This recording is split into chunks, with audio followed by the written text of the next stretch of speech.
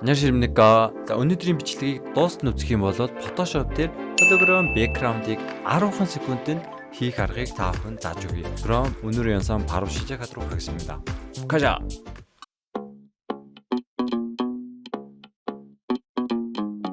Өнөөдрийн хичээлийг зааж өгөхөөс өмнө hologram гэж тэгвэл яг юу хэлээд байгаа юм бэ? Ямар дизайн хэлээд байгаа юм бэ гэдгийг хамтаа суръя. За мэдээж Pinterest ч юм уу, Dribbble, Behance-с болохоор хайх юм бол hologram дизайн гэж хайх юм бол маш олон загвар дизайнууд гарч ирэх байгаа. За бүгдээрээ Pinterest-ээс болохоор hologram дизайн гэж хайх юм бол гарч ирсэн байгааг харж байна. За энэ нь бол энэ өнгийг хилээд байгаа.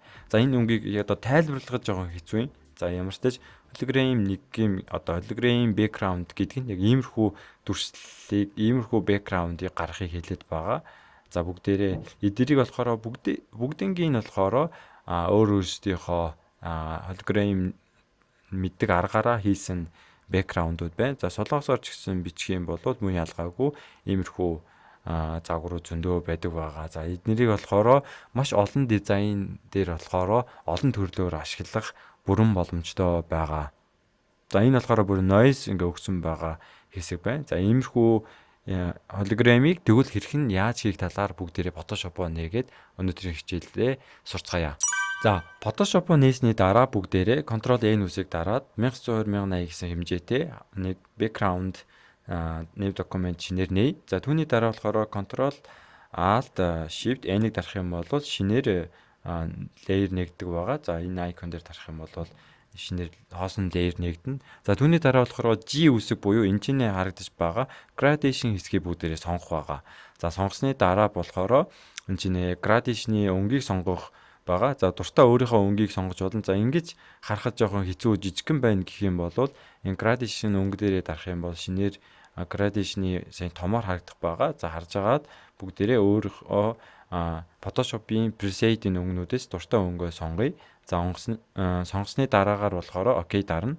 За түүний дараа энэ чинь gradation ямар хэлбэртэйгээр хийх вэ гэсэн 5 төрлийн хэсэг байна. За дөрөвдөгт нь байрлаж байгаа reflected gradation хэсгийг бүгдээрээ сонгоно. За түүний дараа болохоор энэ чинь байна mode хэсэг байгаа. За энэ нь болохоор энэ чинь layer хэсгээр normal blending mode гэж байгаа. За үүнтэй яг ижилхэн gradation хэсэг ч гэсэн тусдаа өөрөө blending mode өгөх боломжтой байгаа. Тэр энэ gradation-ы өөрийнх нь blending mode руу орсны дараа энэ difference гэдэг хэсгийг сонгоод за түүний дараа бүгдээрээ за энэ чинээсээ gradation-ыг зуръя. За ингээд зурх юм бол яг бидний зурсан шиг gradation маань гарч ирнэ. За гэтээ өнөөдрийн hologram-ыг яаж хийх вэ гэхээр gradation дээрээ дахиад дээр нь зурна. За тэр ямар сонио өнгө гарчваа гэж санаа зовлтгүй. За бүгдээрээ дахиад зурх юм бол дахиад гээд бүгдээрээ зураад авах юм бол за өнөөдрийн бидний сурах гэж байгаа hologram нэгийн буюу за иймэрхүү hologram background-ыг хийх боломжтой байгаа. За та бүхэн ингээд зураад авах юм бол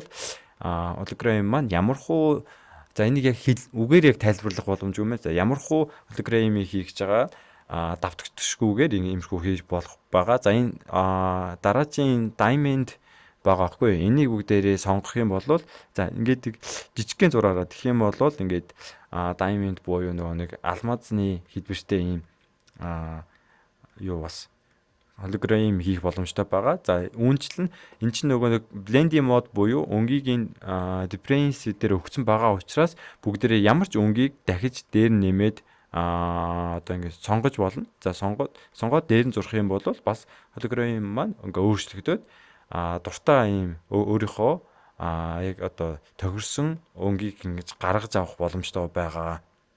За энэ хийгээ сурсан чинь маш олон зүйл хиймээр санагдаж байгаас та бүхэнд юу бодогдож байна. За нэг лого оруулж ирснийхаа дараа за clip mask-аар энэ логого hologram нэгэмрөө ирэхээ мандусд ийггүй. За эсвэл бүгдээрээ за энэ hologram-ыг болохоор за noise өгж болно. За түүний дараа яах вэ гэхээр за энэ hologram-ыг болохоор бүгдээрээ filter хэсгээс очоод noise-ийг add noise дараад за жоох өгөх юм бол баг иймэрхүү маягаар hologram-ыг хийж болно. За дээр нь болохоор бүгдээрээ ямар ч загвараар өөрсдийнхөө өнгийг гаргаж авсны дараа юу ч бичиж болох байгаа. За иймэрхүү баягаар хэрэгжилж болдог байгаа. За баярлалаа. Өнөөдөр 10 секундэд hologram-ыг хэрхэн хийх талаар та бүхэн зааж өглөө. За иймэрхүү зүйлсүүдийг мэдэж авах юм бол та бүхэн Photoshop дээр ажиллах хөвчөд hologram-ээр хийж ил та background гэдэг ч юм уу. За санаанууд орчих байгаа. За мэдэхгүй бол ямар санаа төрөх үү те. За өнөөдрийн хичээлдээ дуустал нь хамт байсан түбхээр их баярлалаа. Дараагийн хичээлээрээ уулзцаая. Аньян.